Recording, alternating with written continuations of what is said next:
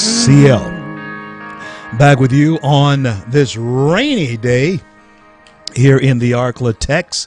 Welcoming all of you from Arkansas to East Texas, throughout the Gulf Coast of our nation. Of course, we're streaming live throughout the nation. And I want to thank Holmes Honda European, Bailey's Fine Jewelers, DavTac Custom Arms and Ammo, Subway, and Chevyland for sponsoring this segment of the C.L. Bryant Show. On the line with me now is a gentleman who I respect his mind, his opinion, and his commentary. He is a Fox News contributor and the host of his own mega hit show, The David Webb Show, that comes on Sirius XM, 9 p.m. Eastern Standard Time, and that is none other than my friend David Webb. David, welcome back to the C.L. Bryant Show. Always good to be with you, C.L. Thank you, sir, for being here. David, let me ask you about this blow up, or this whatever it is that's going on. How are the Russians entering all of a sudden into our conversation tonight and throughout the last couple of days? How have we gotten to this place where that's what we're talking about with both Hillary and Trump now? I see they're both up against the wall with Russians. What's going on with that? Well, what's going on is a couple things, and whether intentional or not, Donald Trump managed to do a couple things. Traditionally, the parties stay away from each other during their conventions. They may have some ads. Hillary did that during the Republican. Trump did a 1-hour press conference and took over. And, for what it's worth, he managed to actually become a bigger part of the Democrat convention than they had imagined. But here's what happened. Hillary Clinton and the Democrats and Leon Panetta and everybody else is trying to tie Trump to Russia. The talking points. Martin O'Malley, a failed candidate who went out and called him a fascist working with Putin, and I don't know if he used the word dictator, but basically a strong man. What Trump said was in jest. He said, look, Russia, if you have the emails, maybe give them to the media. Listen to the audio. He didn't say give them to me, and you'll get rewarded by the media for it. So he says that in jest, but here's where the left fails. And whether it's intended, CL, or whether it was accidental, either way, this works out to be an interesting point of view. If you look at what he said and what happened, the hack happened a long time ago, the DNC emails, and who wouldn't believe that if they'd go after the DNC, they wouldn't go after Hillary's unprotected server in Chappaqua. But she said those were all her yoga emails and wedding plans for Chelsea and yoga schedule. Well, if that's all that's on those emails, if Russia does have them or some other actor out there besides Russia has them, what's the national security impact of that? It's yoga emails. Yeah. But what if it's not just yoga emails? And from what I'm understanding, there might be some type of bombshell waiting to drop. From what I'm seeing these blurbs, that there might be some bombshell that's ready to drop about Hillary's emails right before she speaks. But all of that aside, now the Kool-Aid was being dispensed last night, no doubt, by President Obama at the Democrat National Convention, and it was being drank quite a bit, no question about it.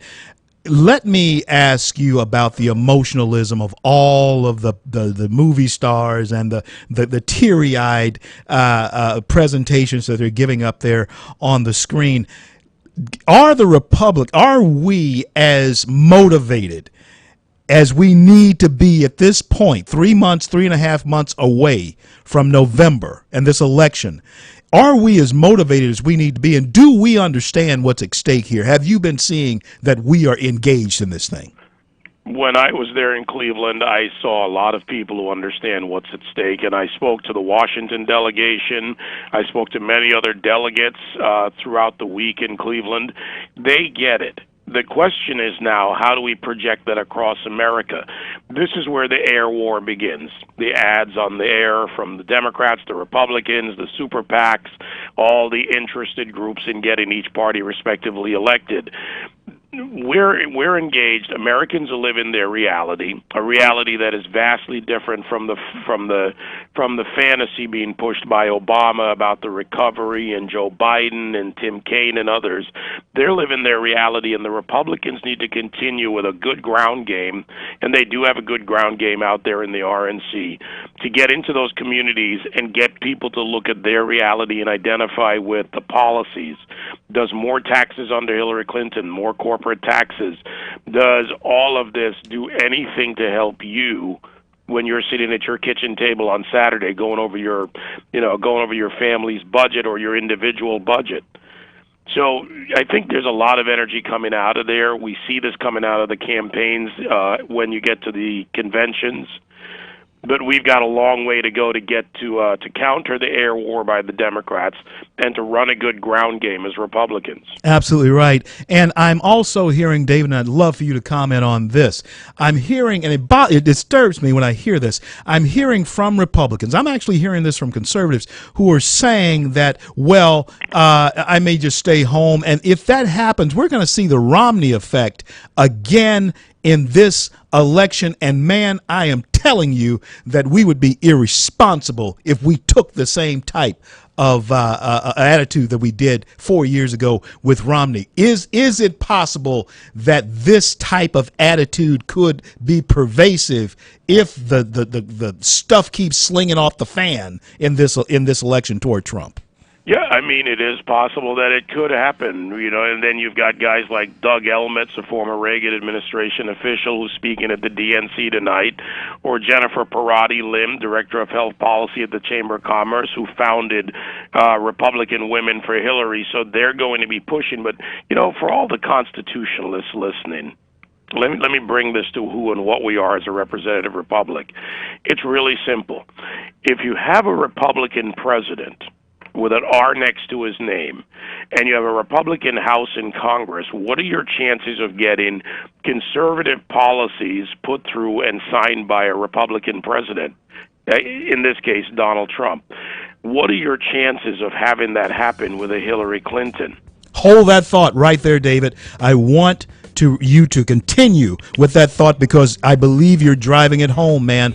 I'm CL. This is the CL Bryant Show. I'll be back with David Webb of the David Webb Show, Sirius XM, when I return.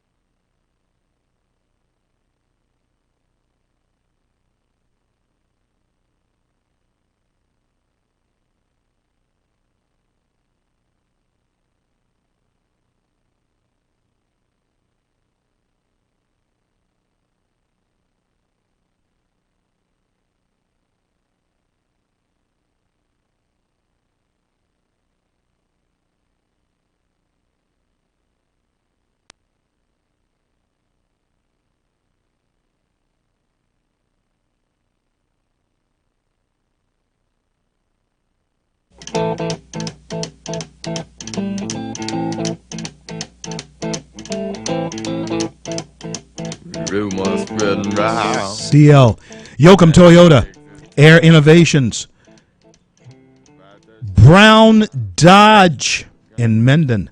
Thank you for sponsoring this segment of the C.L. Bryant Show.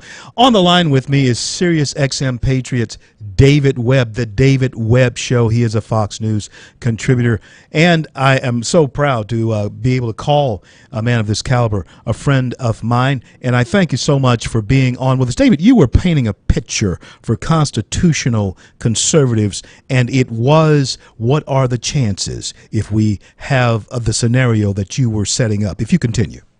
There isn't another scenario, CL. When you look at it for what it is, it's how the process works. It's how our republic works. Our representatives write legislation. They go to conference with the Senate, from the House to the Senate, and vice versa. They come up with a piece of legislation, and hopefully more and more conservative legislation, which they've shown some 400 pieces already exist that Obama wouldn't sign. But those should be debated. Once they're debated and they're passed in both houses and they go to the White House, who's going to sign them? Now, is it possible that you have to fight with Donald Trump to get something through? That's natural. You have to do that. But Hillary Clinton is going to be an almost certain no 100%. So for anyone out there who thinks there is another scenario that exists, you actually don't understand how it works, or you don't want to. So here's a harsh lesson for the American people. This is how the system works.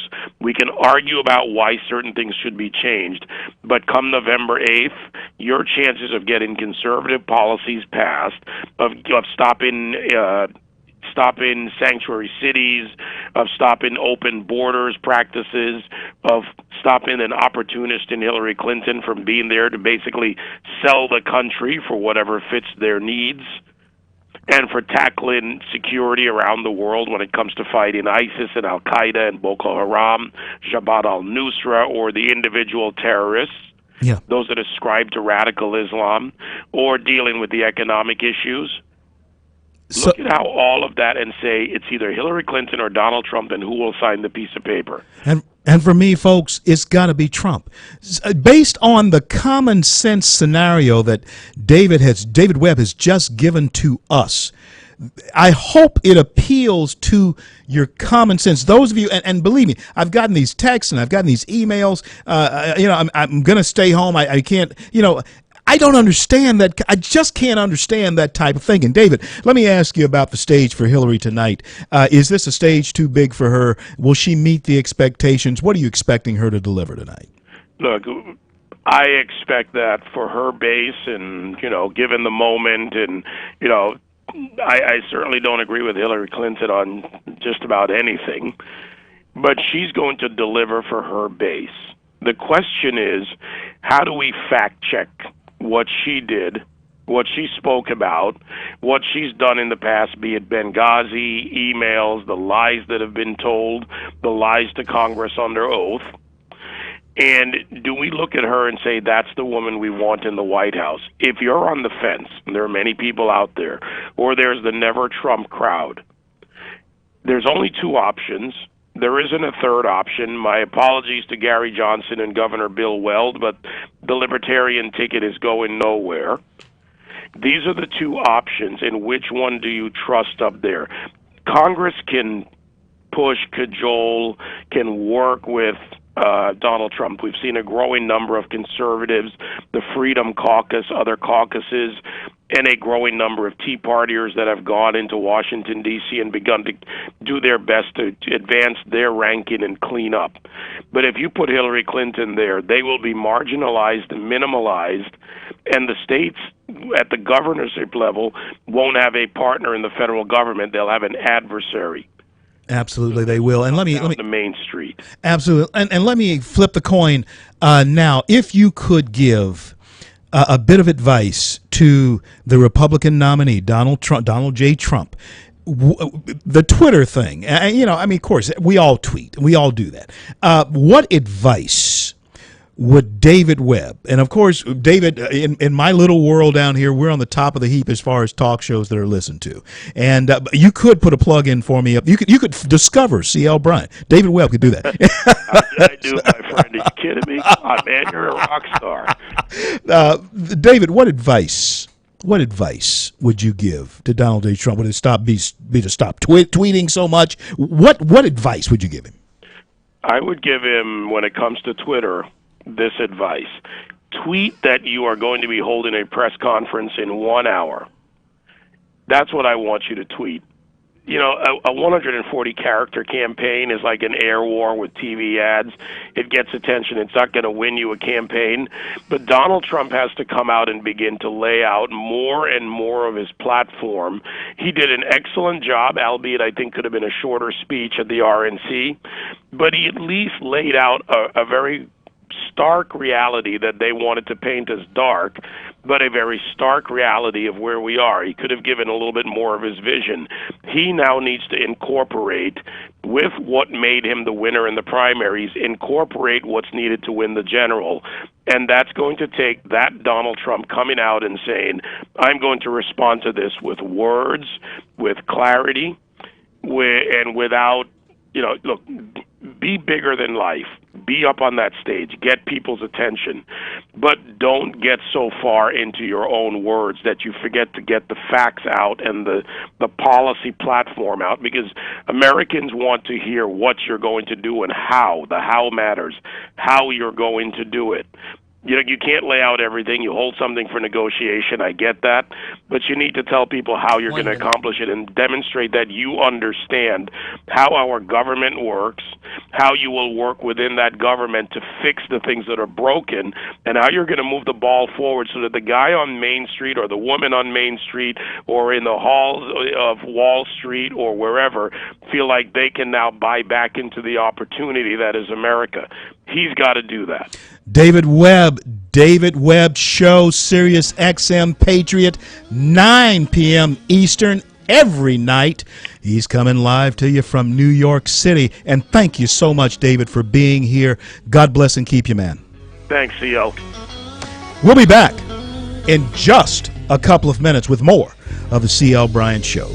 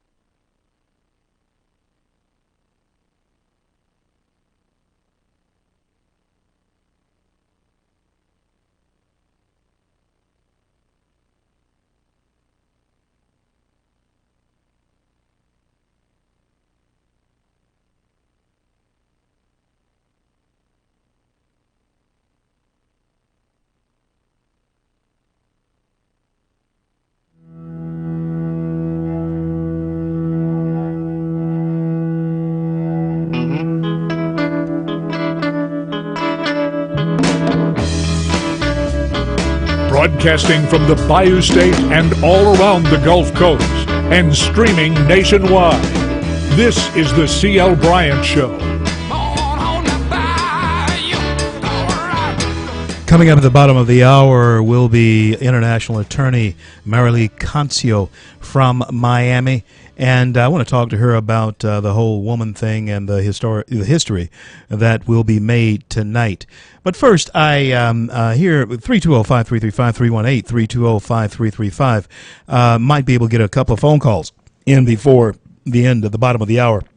But there is something I want to talk to you about. I want to remind you of 318-320-5335 that we have been kicking around discussing.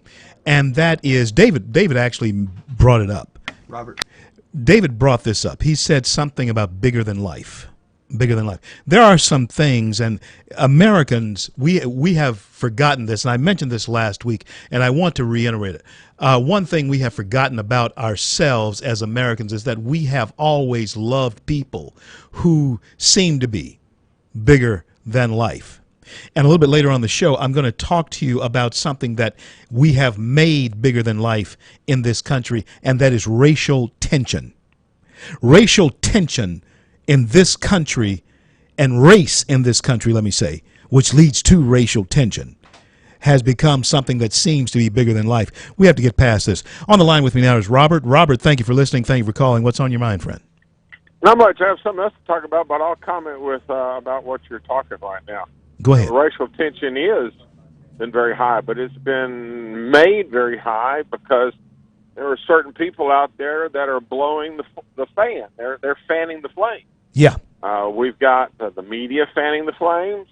We've got the George Soros group that has paid agitators that every time anything starts up on anything, they send in people to do that. But then we've also got on both sides of the issues. I mean, we have a lot of really good police officers, but we have a few that aren't doing their job very well. I mean, we've seen the videos of it. Right. We've got the Black Lives Matter guys on the other side that are just, acting, nuts too. And to all the police officers out there that are listening, we know most of you guys are doing a great job, but please do your very best to find those that, we've seen videos of that are doing things they shouldn't be doing, to get them out of their ranks, because they're giving you guys a bad name. And it shouldn't be happening. They should be doing good. But anyway, the racial thing is happening for lots of reasons, and it's probably as much against because we war not against flesh and blood. And you know what I'm talking Absolutely, very familiar.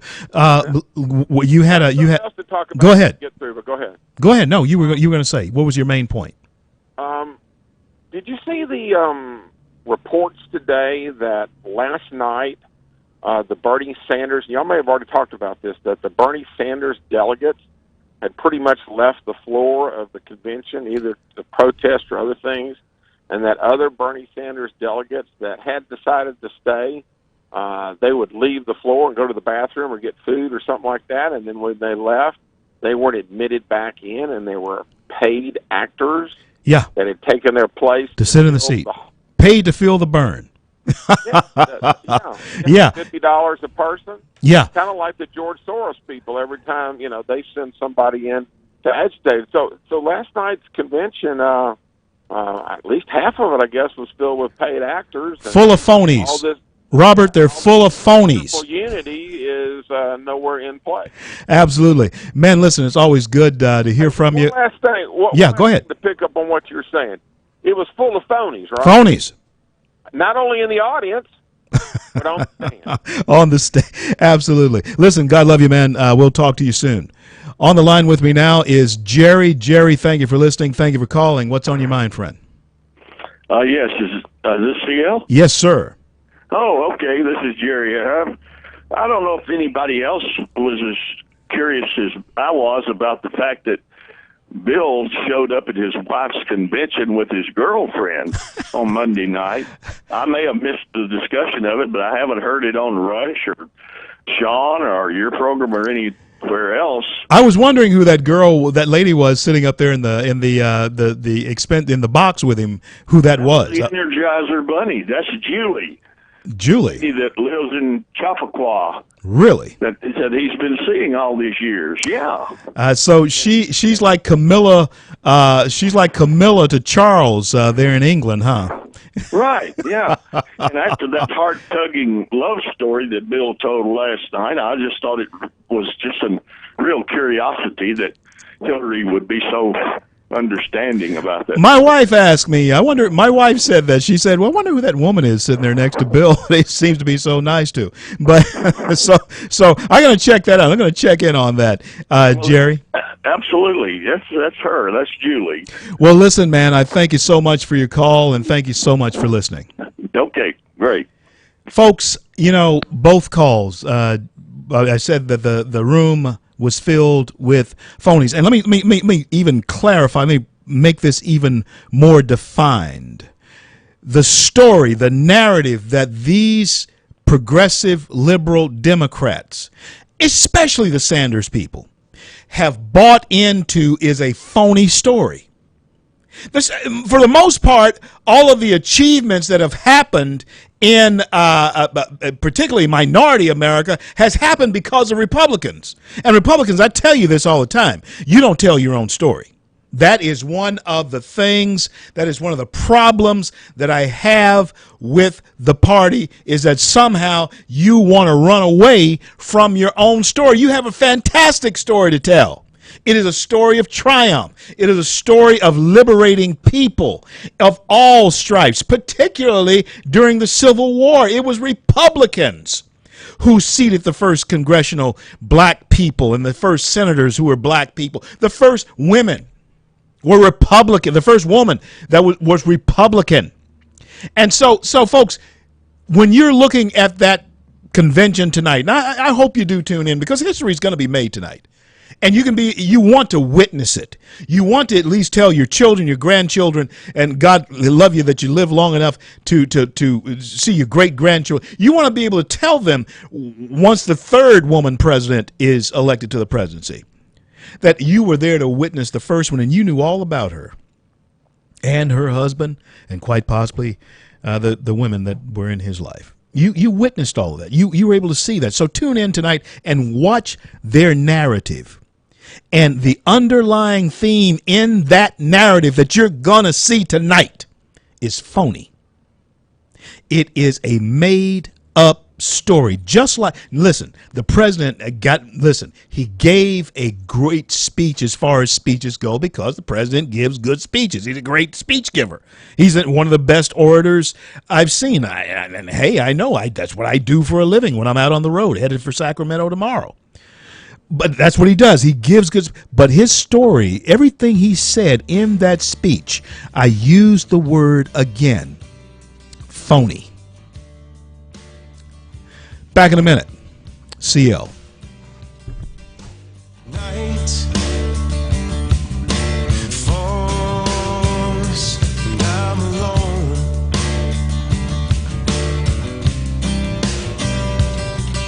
Skin, yeah, chill into the bone.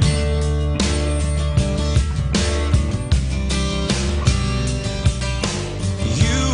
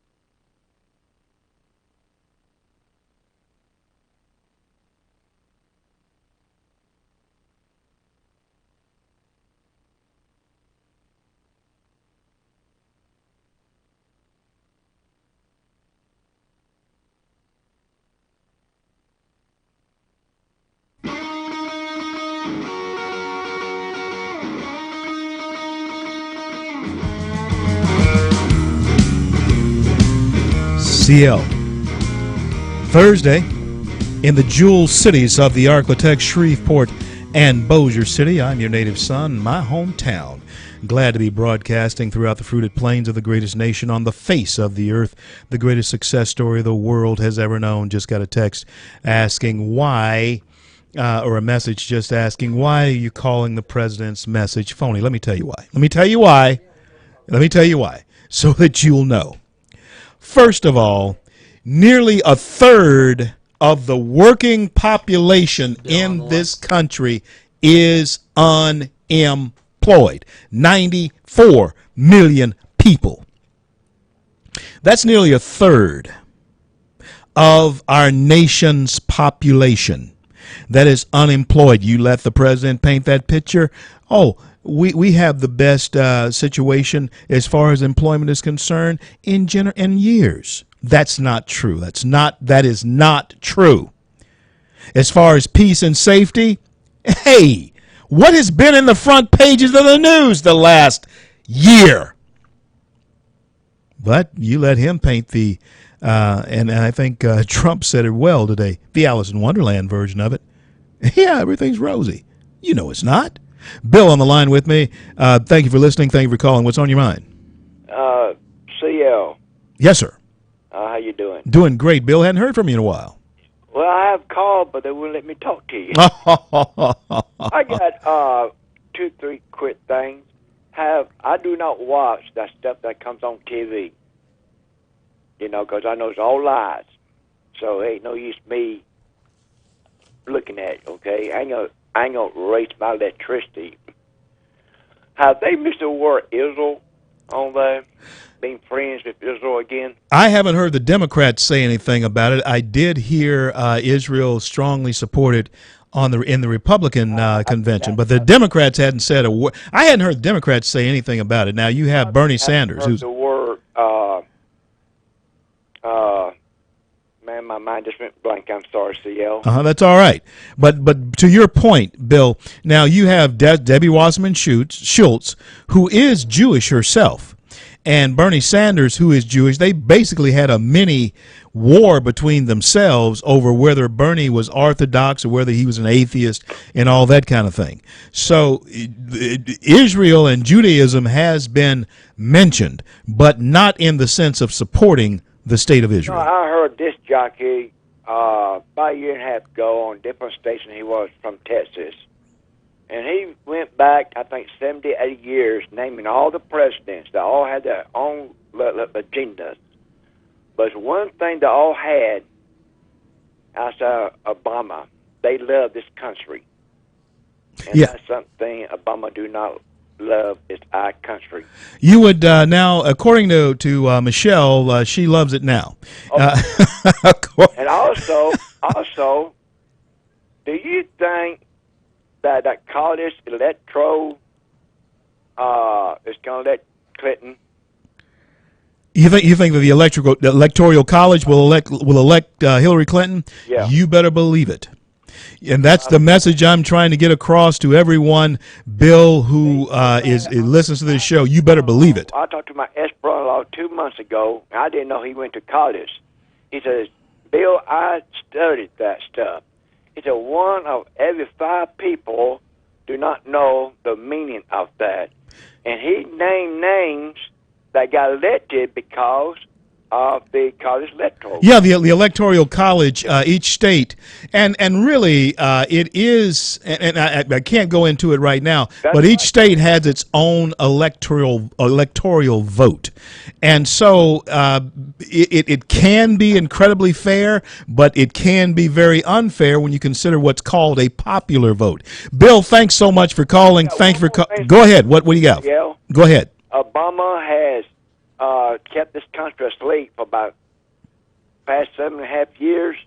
Putin may wake us up. Well, I tell you what, he's in the news, and they were drinking the Kool-Aid last night, and tonight I'm very interested to see just what flavor, well, I know the flavor that Hillary's going to dispense. I just want to see how they're going to lap it up. Bill, I got to go, but thanks so much for your call. Yeah, folks, I'm getting text from I got a text from or a message from someone asking why are you hammering the president? It was a great speech as speeches goes. You know, that's what he does. He's very good at it. John Kennedy, Ronald Reagan, Bill Clinton, Barack Obama, the best in the last 100 years. They're the best They're the best political speakers and campaigners in the last 100 years. And that's why we should be very concerned, because the president has cleared his calendar for October to go out and campaign with Hillary Clinton. And regardless of what you may think of Barack Hussein Obama, regardless of what his politics may have been, he has that knack for winning people over. My goodness, have you looked at his approval ratings? Bill Clinton's were not as high as this guy. His is above 68%. Leaving office. Friends, for a two-term president, that is unheard of. Republicans, you better wake up. That's what I got to tell you. You had better wake up, and I'm going to get back on the topic that I was leaning into, because, yes, we have been, as Americans, one thing we have forgotten about ourselves. Let me reset it. One thing that we have forgotten about ourselves as Americans is that we have always loved people who seemed bigger than life. The Clintons seemed that way to their camp, and what has attracted us, I think, in so many ways to Donald Trump is that here is a man who seemed to be in his personal life and the jet setter type of thing, and that may be an outdated word, but in those of you who are my age and so forth, you know what I'm talking about. You know, he's a jet setter and all of that. I guess, you know, I don't know what the young people call it. He's the bomb, you know, whatever, I don't know. But just the same, it's one of those things that he seems bigger than life. And I can give you a list of folks who we have created in our American lore who are just bigger than life, and people who are just for real who are bigger than life. MLK, Martin Luther King Jr., became bigger than life because of the issues that he took on. But we have created others like Davy Crockett, Babe Ruth, John Wayne. We love to create these types of characters, but there is one thing in our American daily life. It glares at us. It is the 2,000-pound gorilla in the middle of the American living room. It is actually King Kong, and that is racial tension. That's race, the issue of race. Somehow we can't get past that. And there are reasons for that. And one of our callers, Robert, I believe it was hitting on the fans that are flamed. There are a lot of fans that are blowing on that fire that makes sometimes a small fire into a blaze. I'm CL, back with international attorney Marilee Concio when I return. Don't go anywhere.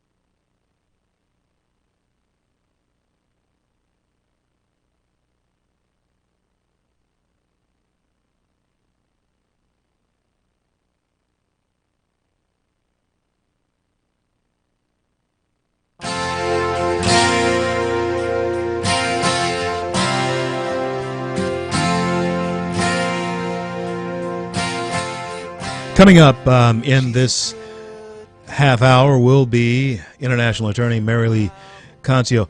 I want to continue with this thought that I was on. You know, I'm big on personal responsibility. I was raised that way. I was raised to be personally responsible for my actions. Let me tell you something. I have gotten myself in situations in my younger years in my life that I had to take responsibility for it. And Dad taught me that growing up in the house. It's not always pleasant to face up to what you have been responsible for as far as getting yourself into situations. It's not always fun to face up to that, but it's always character building.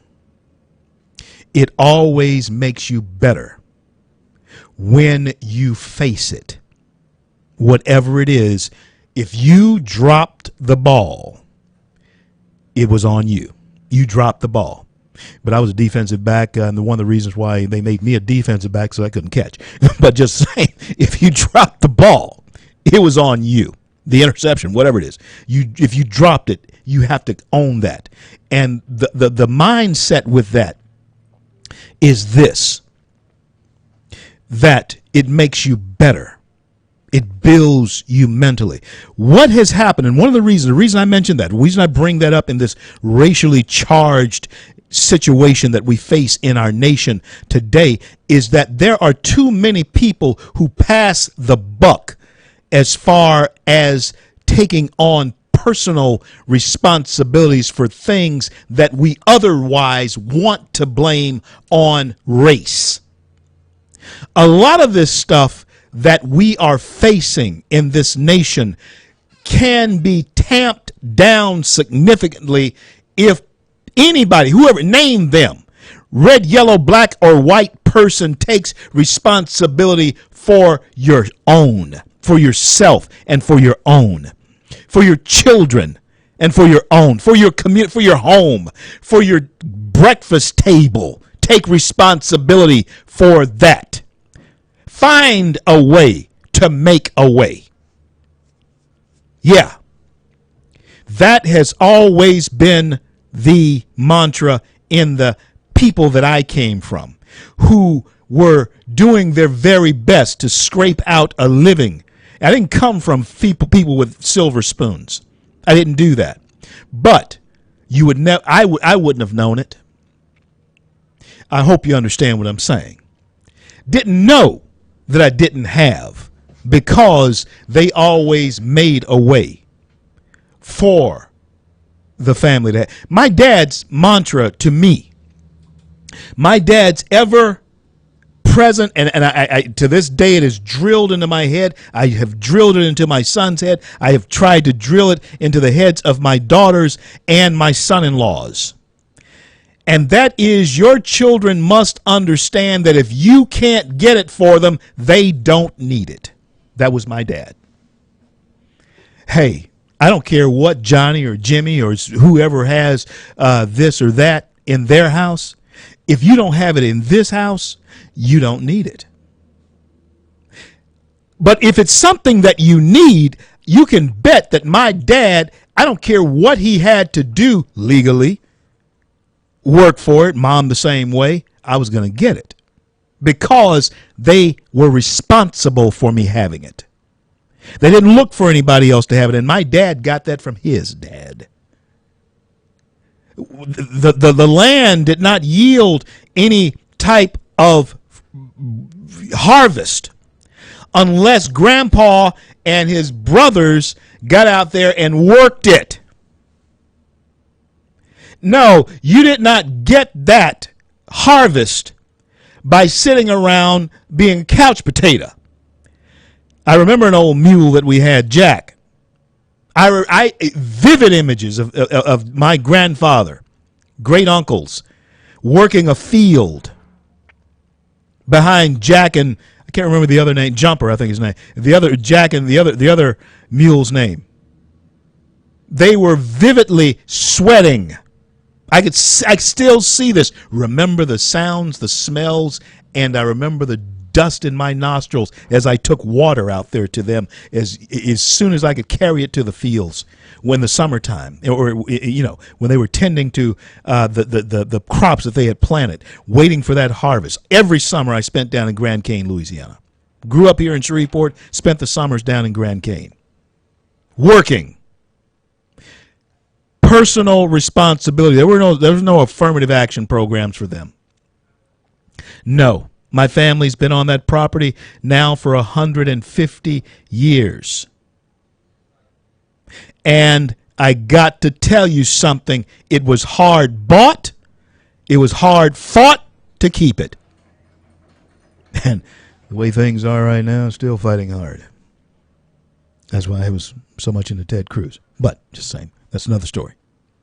But personal responsibility is what is lacking even in the responsibility for the racial tension that is going on, because too many people want to pass off a life that they are not proud of on the fact that they happen to have been born a certain color. I won't buy that, because if my grandparents could feed their family when there was nothing other than the grace of the Lord, when people who left here and went to Detroit to find work or wherever, when there was nothing but by the grace of the Lord, they created something out of nothing. I know that in an America today where I can do anything that I want to do, regardless of skin color or whatever it is, I know that if I want to do it, I can do it. And that means if I have to start with a leaf rake to get where I'm going, leaf rake, hello, because I'm going there. That's America. That's the attitude of personal responsibility that everybody, if we want to see it be successful again and great again, we have to take that attitude. I'll be back in just a minute.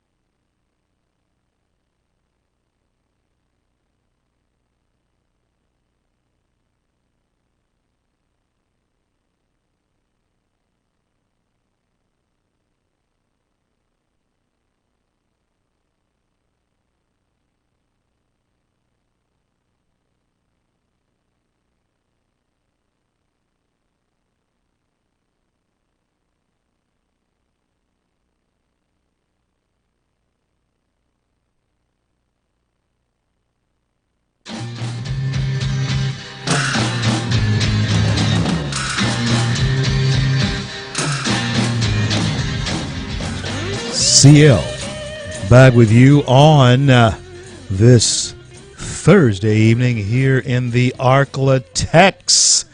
And we're streaming live throughout the fruited plains of America. Tonight is a historical night in our land. For the first time, we will hear, unless everything just goes downhill in a handbasket here in the next hour or so, we will hear the acceptance for the first time of a woman to be the nominee for president of a major party. And on the line to talk with me about that is a very familiar voice on the show now. She is attorney extraordinaire, international attorney Marilee Cancio in Miami, and she is a Republican woman. And I want to welcome you back to the C.L. Bryant Show, Marilee. Thank you so much for being there. It is my pleasure to be with you this evening, this historic evening in our country. It truly is, Marilee. Now, let's look at this, and one of the reasons why I really am glad that you're on is, first of all, is your scope, your view of so many different things from so many different angles.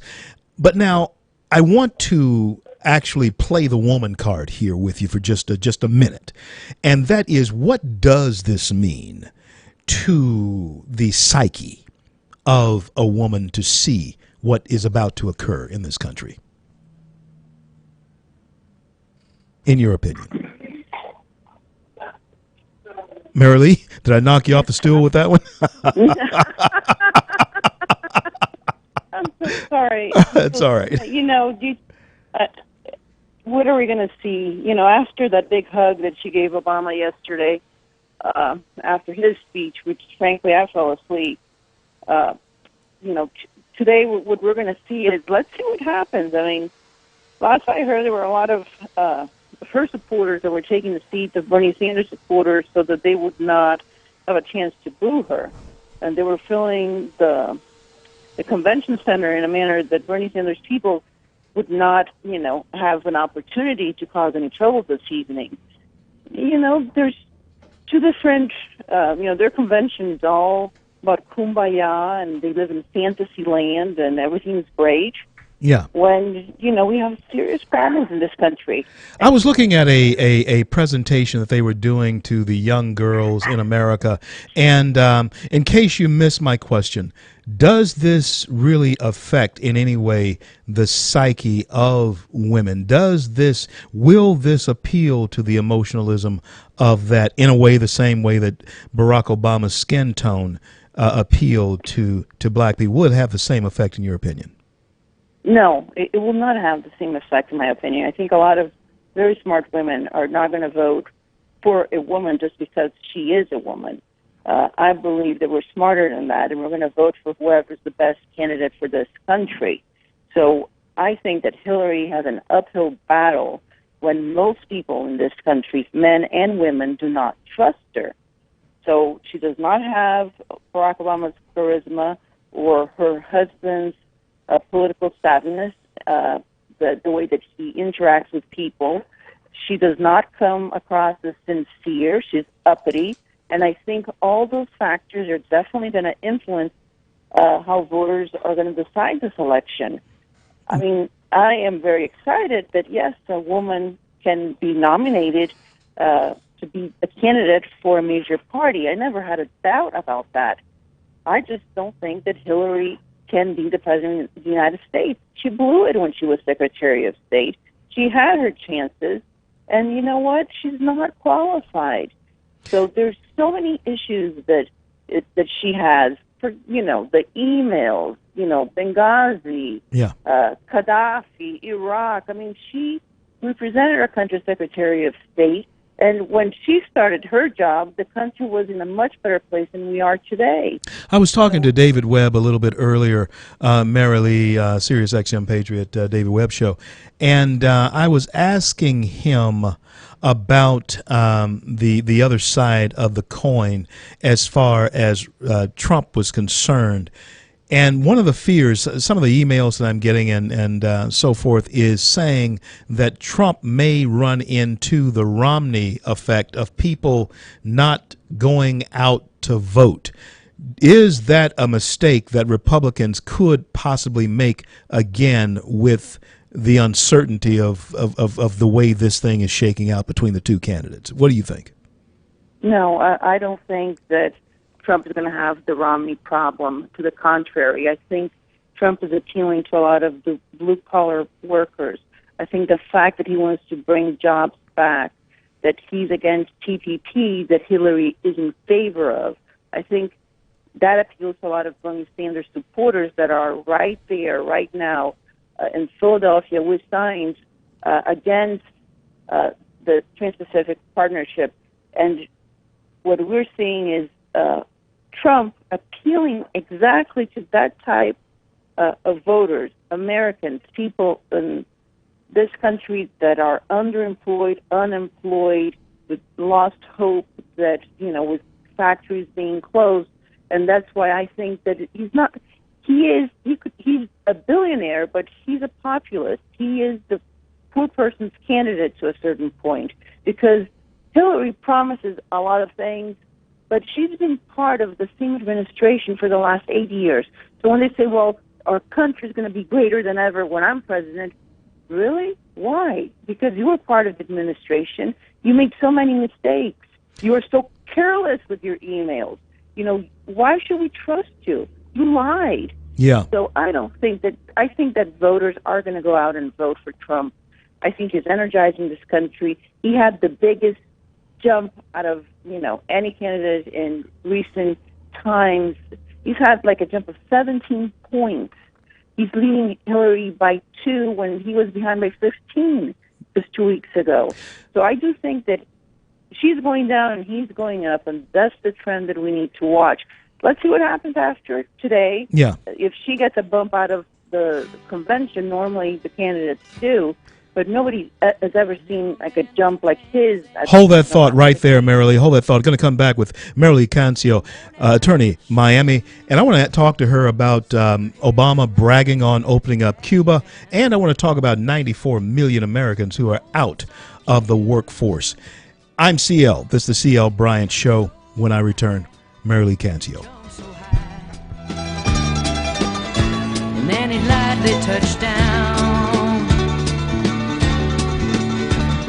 I met him in a sail in New Orleans. I was down and out.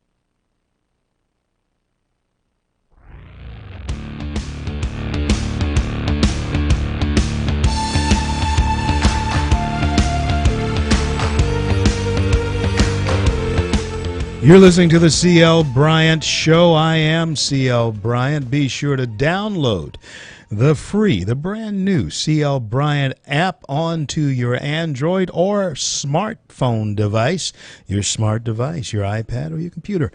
Download it and listen to us anywhere you are in the world. On the line with me is international attorney, business attorney, Marilee Concio there in Miami, Florida. Marilee, the other night I had on, I don't know if you know Dr. Rafael Diaz-Yoseref there in Miami, but he is a friend of mine, and he comes on the show often. And we were talking about the phoniness of the president. We pretty much gauged how the president would present his speech, and we thought that he would be telling a lot of falsehoods. Last night, it was just a hit parade up as far as unemployment, the state of our nation as far as violence and that type thing and all that stuff. And how is it that a group of people have bought in to that type of narrative when the truth is glaring at them? What makes us, or what makes some, want to buy that type of story? Is it just deliberate ignorance? What is that? Frankly, I don't know, but I think it's very, very sad. I tweeted the other day something to the effect that it's easier to tell the masses, hey, everything is wonderful, don't worry about anything. We're here to take care of you. Remember when Ronald Reagan said, if the government says we're the government, we're here to help you, you run? Yeah. That's pretty much it. I think that's the message that the president is sending. We live in two different worlds. There's the reality and there's fantasy land. And to a certain extent, what we've seen in the Democratic National Convention of 2016 is that they live in fantasy land. So someone said, well, but you Republicans, you painted a very dark picture of this country. And the reality is that if you ask most people that understand reality, they know that we're living in very dangerous times. Yeah. The national debt, $19 trillion, the fact that we have record numbers of people not working, the fact that we have terrorists amongst us, Yeah. you know, the violence in our inner cities between kids, blacks killing blacks, horrible. What we saw, for example, with the police, the killing of police, this had not happened in over 40 years. There had been 3 intentional shootings of police officers. Since the Black Panthers in 1973, this had not happened. Yeah. And we have a president that condemns the police without even knowing all the facts. Those are the realities that we're living now. That is, and you know what, you nailed it as far as that's concerned. There is a certain fantasy narrative that has been carried on for a long time, but for the last 8 years in particular, there has been a fantasy about this president where the media has not touched him. They have left him alone by and large. And if it hadn't been for news pundits, some of them from Fox, some of them from radio programs like mine, and of course Hannity, Rush, those types of people, really there are things that we would never be aware of as far as this presidency is concerned, because they created a fantasy around Barack Hussein Obama. And one of them is this as well, and in my estimation, and I want to get your opinion on it, because you're extracted from your parents came from Cuba, if I'm remembering that right. Is that right? That is correct. Now, the president bragging on reestablishing relationships with Cuba, is that a bragging point in your estimation? It shouldn't be, but the problem is that people lack education and knowledge. They don't have the information. The reality is that now, July of this year, we've had more people come from Cuba than in the entire 2015. The people are coming in droves. They're throwing themselves at seas in this rinky-dinky vessels. They're crossing the borders through Mexico. They're coming any way they can. They're fleeing that island because it is worse than ever, the repression that they're feeling. So yes, we've helped the government, we've helped the Castros, but not the people. It is embarrassing. How could the president be bragging about that? It's Wow. a disgrace. But most people in this country don't understand the history. They don't know what is happening. But we here in South Florida, we absolutely do. Another fact that was said yesterday or the day before by Michelle Obama, did you know who built the first White House? Oh, she said, of course, she was talking She said it about the was the slave same. labor. Yeah. The French built the first White House. Yeah. That is the reality. So they say things that people that don't have the knowledge or don't have a way of getting this information, they believe it. They say we Republicans are a bunch of racists. But then you read the DNC emails and the way they make fun of black people's names, they make fun of Hispanics. It is a disgrace. And that's why Hillary is not going to be elected president. I certainly hope that you are right about that, and I'm going to do everything that I possibly can to make sure that that doesn't happen. And there's something that you said that was incredibly interesting that our listeners may not really be aware of, and that is this. When the president opened up Cuba, he helped the Castros. He did not help the people. And that is where that entire narrative falls apart. There was nothing that happened. Marilee, I got to go, and thank you so much for being here with me. God bless and keep you. Evening. Thank you. You too. Marilee Cancio, attorney extraordinaire, international business woman, and lives there in Miami. And that's a very interesting insight into that. Why would we want to put more money into the pockets of the Castros? The question comes along with that. Will Hillary Clinton expand upon the relationship with the Castros and their communist regime if she is elected president? How will her relationship with Vladimir Putin shake out in lieu of that? I'm CL. We'll be back to talk about it when I return.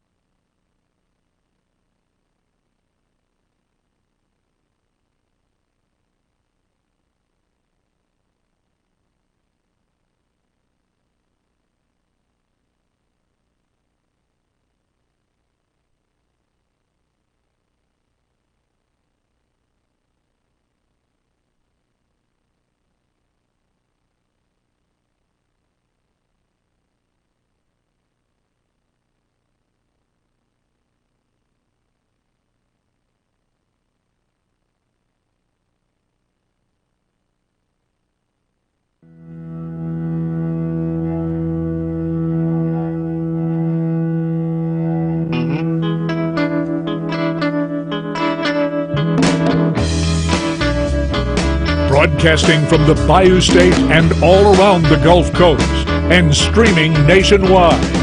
This is the C.L. Bryant Show. CL. Folks, confusion, fear, and retreat. Those are the things that Saul Alinsky said you must create in the minds and in the reality of a society in order to disrupt it, to reshape it, and to conquer it.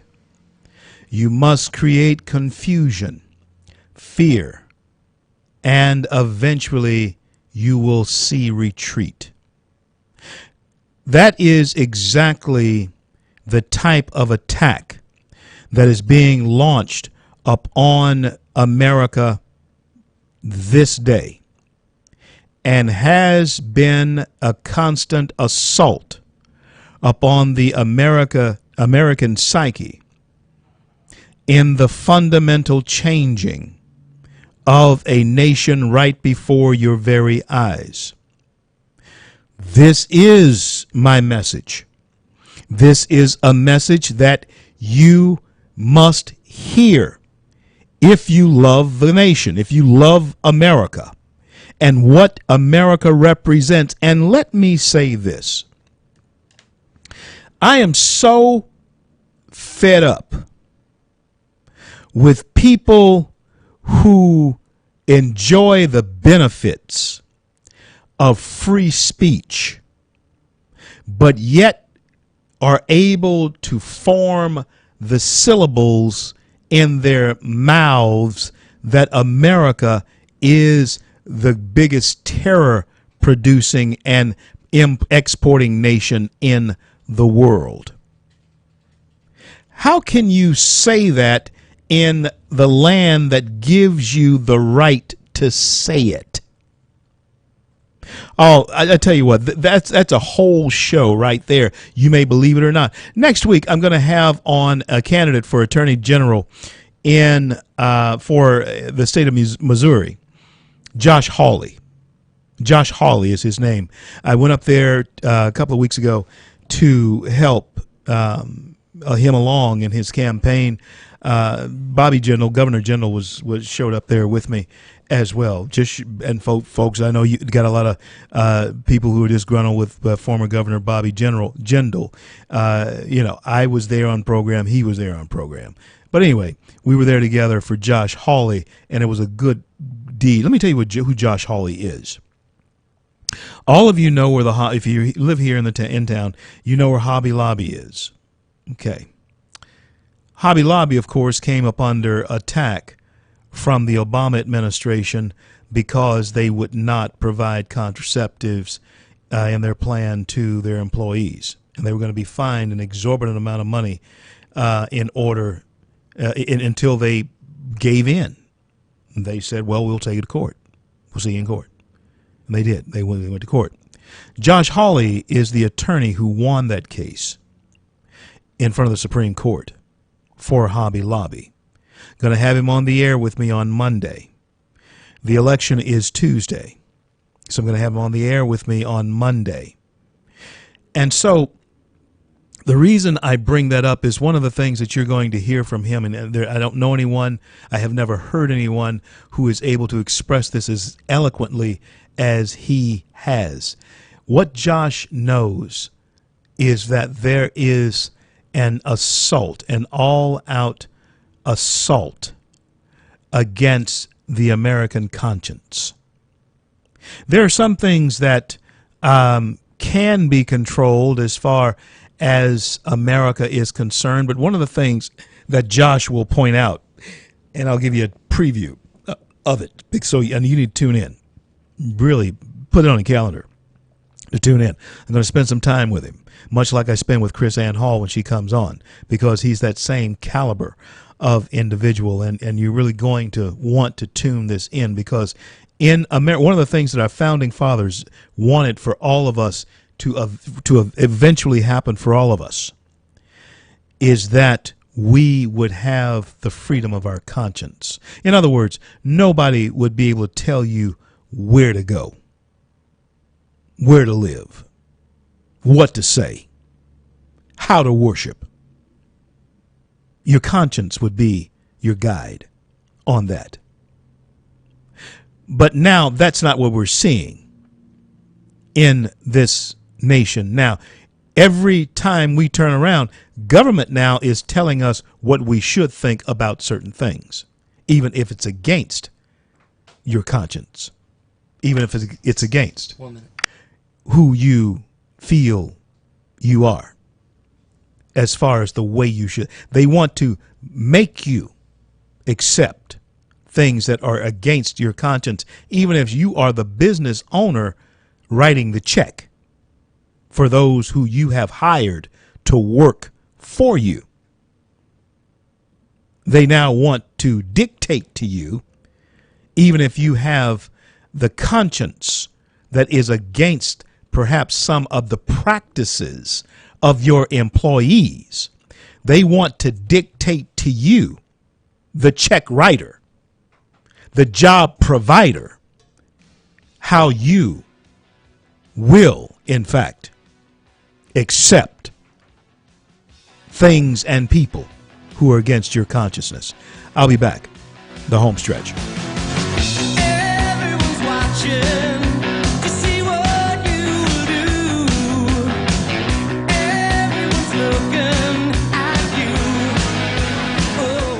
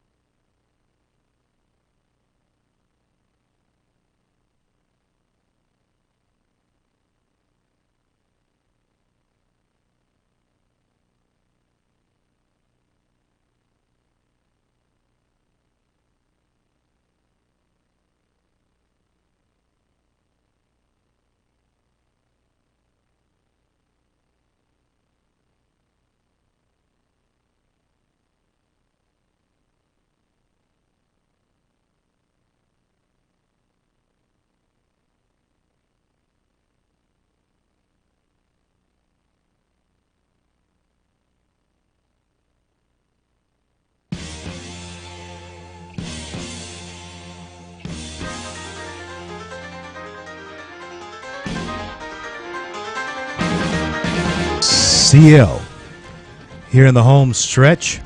Okay, so you've agreed upon that you're going to hire a person, right? Let's say you're a job provider. Let's say you're an employee, what have you. This is a workplace situation. I was talking about Josh Hawley, who's going to be on a candidate for Attorney General on Monday. He's going to be on with me, and he is the attorney who won the Hobby Lobby case at the Supreme Court for them when their conscience, the owner's conscience, the Greens are the owners of Hobby Lobby, their conscience was under attack. I think it's David and Barbara Green. Their conscience was under attack. I may have their first names wrong, but just the same. So this is what I was getting at. You are the employee or you are the employer. That's the situation here. Let's say you come to work for me. We have agreed on what I'm going to pay you. We have agreed on what your job description is going to be. And we agreed on the hours and all the compensation package is all there. Well, that's what we agreed on. And I'm expecting the job, an honest day's work for an honest day's dollar on what we have agreed upon. Okay, done. Now, what is not agreed upon is this. If you come to work one day and you are saying to me, the job provider, that you heard it on the news that it's now okay for you to use the ladies' restroom even though you are an identifiable and birthed male, and I must let you do that in my place of business. That is a direct violation of my conscience. And one of the things that, and the thing that the founding fathers wanted to protect the citizenry against, even though I don't think they had any clue that this would ever be a point of contention in America, but it is. It's become that. And there's all kinds of reasons we can get into. That's 3 shows we could do right there on why this has happened. But you are violating my conscience. And if you persist in wanting to do this, or even if I catch you doing that, or if somebody tells me that you have done that with proof, you're fired. But now there might be a lawsuit now that can be brought against me for not allowing you to do what you feel is right in your conscience in my business. Do you understand what's wrong with that? You're the job provider. You write the check. And you did the hiring. And now the federal government says, though, but there's another dimension, there's another element of your employee that you are going to have to allow to take its precedence above your conscience. Nay, nay. It's unconstitutional. It is unconstitutional. And this is what you must stand up against. And that is why I was talking about the phoniness of what you have been hearing on the floor of the DNC this week, the Democrat National Convention this week. There's a phoniness there. There is something that they have been preaching that is phony. And that is that there has been a full-scale assault upon the consciousness of America, not just the American business people, but of America itself, in wanting us to accept things because it sounds as though it's a trophy for everybody if we accept them. but it's a phoniness because it acts against the fundamental foundation of our nation and who we are. It will destroy the very workings, inner workings of a society.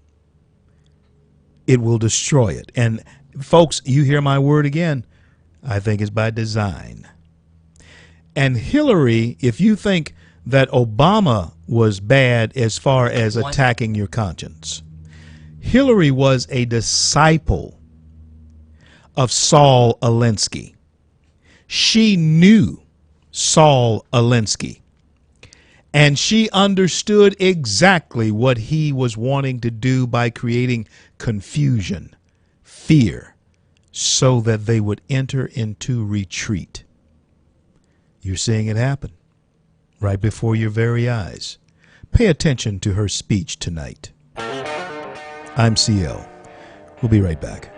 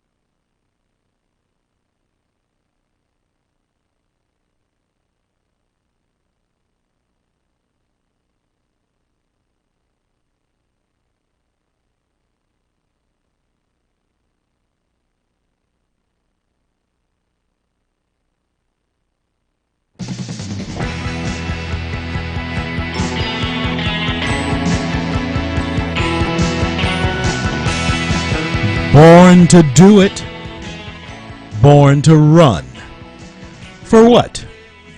Run toward the American dream. Born, every one of us. That is our birthright. It is. Especially now. And they're trying to snatch it away. They're trying to snatch away the ability to run toward the American dream. It's there. No other place on earth has it but here. But they want to make us as common as any other place on earth. Let's not allow them to do it.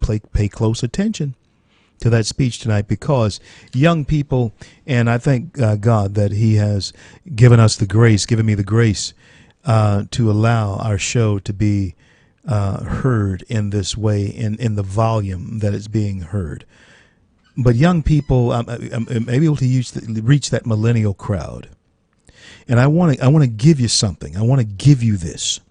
And you've heard me say it. If you listen to this show, you've heard me say it over and over and over in the last 2 years. You identify your ability. You use then the ambition that you should have, because you have identified the ability. Find out where you can go with that. Whatever your abilities are unique to you, and they're given to you. I believe they're a God-given gift.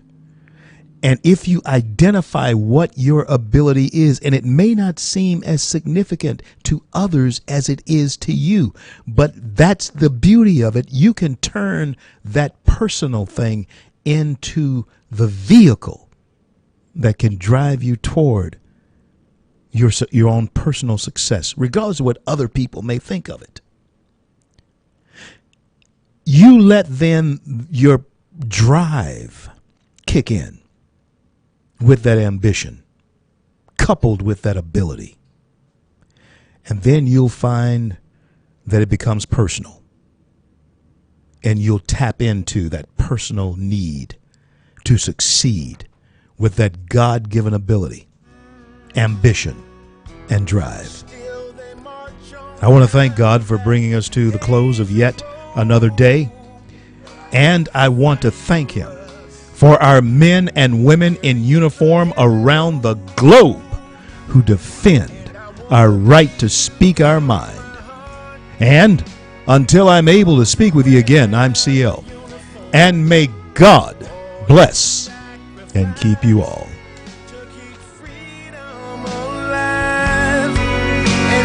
Families left behind, we'll stand by your side, and the bond will never be torn.